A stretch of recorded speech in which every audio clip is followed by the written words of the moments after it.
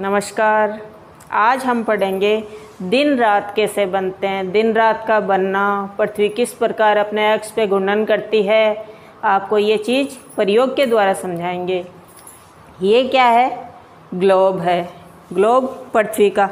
अब ये घूम रही है ना गोल, पृथ्वी अपनी गोल है और वो किस प्रकार घूमती है आप देख रहे हो ये चीज़।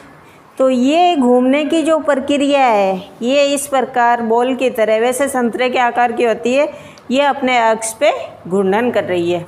अब इस पृथ्वी को अपन मॉडल के द्वारा समझाएंगे कि जैसे मान लो आपकी ये पृथ्वी है, अब ये गोल घूम रही है ना, आपको दिखाई दे रही है। तो ये क्या हुआ, जिस प्रकार ये घूमती है वैसे भी ये भी पृथ्वी अपने अक्ष पे घूर्णन करती है। तो पृथ्वी जब अपने अक्ष पे घूर्णन करती है तो दिन रात का बनना होता है। अब मान लो कि ये सूर्य है आपके सामने, आप देख रहे हो, मान लो कि ये सूर्य है और ये सूर्य का प्रकाश है और ये क्या है? पृथ्वी है। जब पृथ्वी है वो सूर्य के प्रकाश के सामने आती है तो सूर्य का प्रकाश, उसका फोकस पृथ्वी के ऊपर गिरता है। तो ये क्या है? आपको पीला रंग है, ये उजाला होता हुआ दिखाई दे रहा है ना।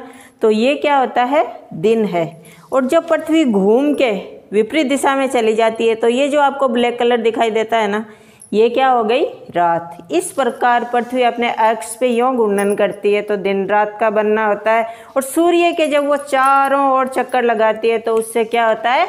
ऋतु परिवर्तन होता है। वो आपको बड़ी क्लासों में बताया जाएगा, लेकिन अभी आपको ये समझना है कि दिन और रात कैसे बनते हैं। अब ये प्रकाश है वो सूर्य पृथ्वी के ऊपर गिर रहा है तो ये उजाला हो रहा है, तो ये क्या हो गया? दिन हो गया। और विपरीत दिशा वाली जगह ये क्या हो गई? रात हो गई। इस प्रकार दिन और रात का बनना होता है। अब इस तरफ दिन है तो इस तरफ क्या होगी? रात होगी। और इस तरफ रात है तो इस तरफ दिन।